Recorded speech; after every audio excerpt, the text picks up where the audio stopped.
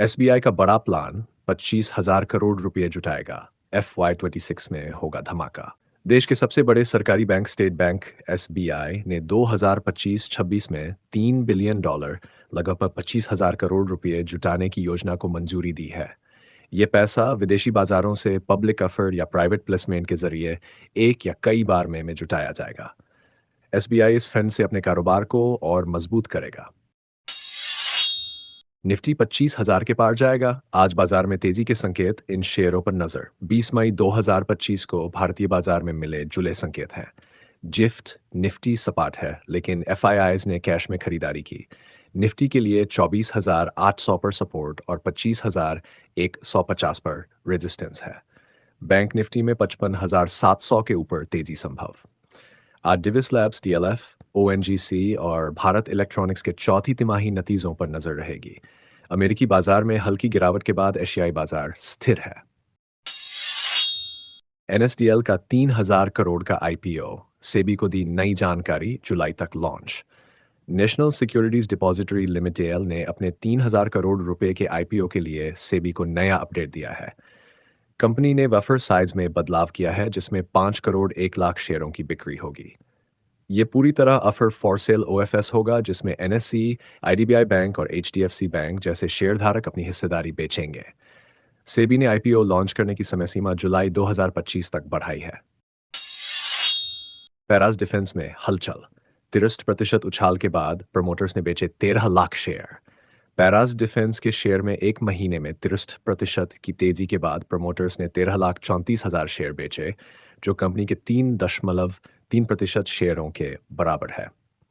शरदवीरजी शाह ने 9 लाख, अनीश हेमंत मेहता और काजल हर्ष भंसाली ने 2,17,000 शेयर बेचे। इस बिक्री के बाद सोमवार को शेयर 3.4% गिरा।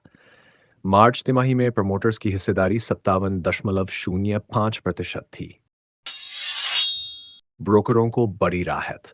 अब अपने पैसे से ग्रुप बिजनेस में निवेश की आज़ादी। केंद्र सरकार ने सिक्योरिटीज नियमों में बदलाव कर ब्रोकरों को राहत दी है। अब ब्रोकर अपने या उधार लिए फंड से ग्रुप कंपनियों में निवेश कर सकते हैं, बशर्ते इसमें क्लाइंट का पैसा या कोई वित्तीय देनदारी शामिल न हो। वित्त मंत्रालय ने 19 मई को यह नियम संशोधित किया, जिससे ब्रोकरों को कारोबार बढ़ाने में आसानी होगी। डीएलएफ के शानदार नतीजे। मुनाफा 36% बढ़ा। ₹6 डिविडेंड का ऐलान। रियल्टी कंपनी डीएलएफ ने मार्च तिमाही में 36.3% ज्यादा मुनाफा कमाया, जो 1,282 करोड़ रुपए रहा। पिछले साल यह 920.7 करोड़ था। कंपनी की आय 46.5% बढ़कर 3,127.6 करोड़ रुपए हो गई। डीएलएफ ने ₹6 प्रति शेयर डिविडेंड देने का ऐलान किया है, जो शेयरधारकों की मंजूरी के बाद मिलेगा। नतीजों के बाद डीएलएफ का शेयर 5% उछला और एनालिस्ट्स का कहना है कि यह ₹1,000 तक जा सकता है। जेनसोल पर संकट। 510 करोड़ के कर्ज डिफॉल्ट। एमसीए जांच में बड़ा खुलासा। जेनसोल इंजीनियरिंग पर मुश्किलें बढ़ रही हैं।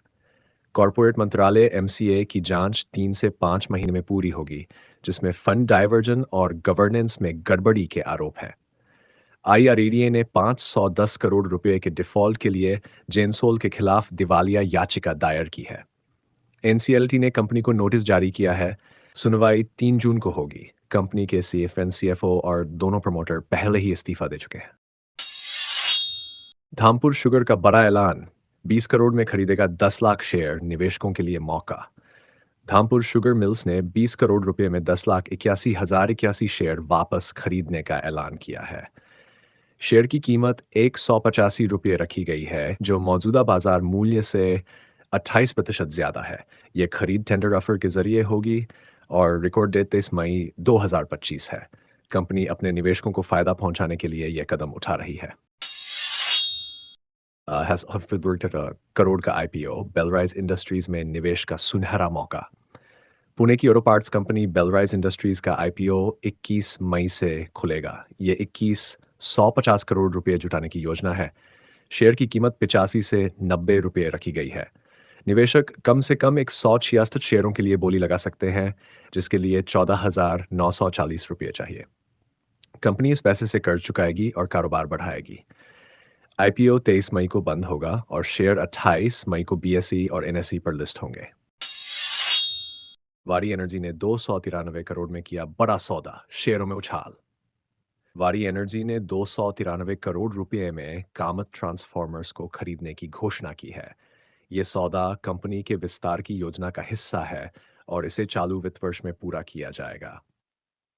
इस खबर के बाद मंगलवार को वारी एनर्जी के शेयरों में 3% तक की तेजी देखी गई। कंपनी ने green new Delhi forever energy को भी खरीदा है। ये कदम वारी को ट्रांसफॉर्मर और रिन्यूएबल एनर्जी क्षेत्र में और मजबूत करेगा।